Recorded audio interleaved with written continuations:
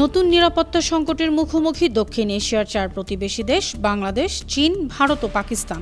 গেল বছর থেকে সীমান্ত বিবাদ ও কূটনৈতিক উত্তেজনার কারণে এ অঞ্চলের শান্তি ও স্থিতিশীলতা ঝুঁকিতে আছে।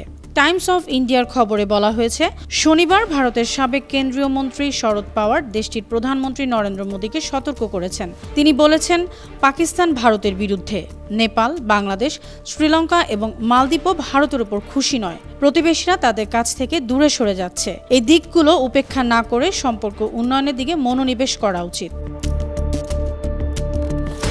ভারতের প্রধান সামরিক কর্মকর্তা জেনারেল অনিল চৌহানও বলেছেন, পাকিস্তান ও চীনের পাশাপাশি বাংলাদেশও ভারতের জন্য নিরাপত্তা হুমকি। এ 3 দেশের ত্রিভুজ নিরাপত্তার জালে আটকে দক্ষিণ এশিয়ায় একক আধিপত্য খোয়াচ্ছে ভারত।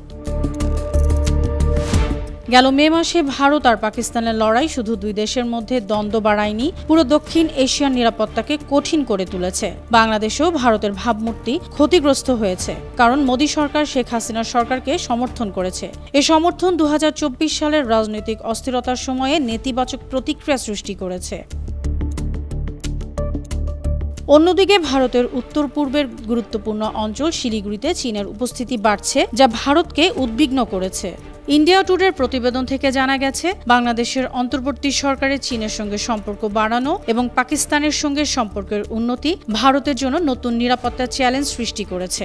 এ কারণে ভারতও পাল্টা পদক্ষেপ নিয়েছে। বাংলাদেশের জন্য কিছু বাণিজ্য সুবিধা কমিয়েছে, বাংলাদেশিদের জন্য ভিসা দেয়া কমিয়ে দিয়েছে, বঙ্গোপসাগর ও আরব সাগরের নৌবাহিনী শক্তিশালী করেছে। 2025 সালের শুরুতে ভারতের চাপে শ্রীলঙ্কা বাংলাদেশি নৌযানকে কলম্বো বন্দরে ঢুকতে বাধা দিয়েছিল, যদিও পরে অনুমতি দেয়া হয়। এমন পরিস্থিতিতে প্রতিবেশী দেশগুলো নিজেদের পথেই এগোচ্ছে।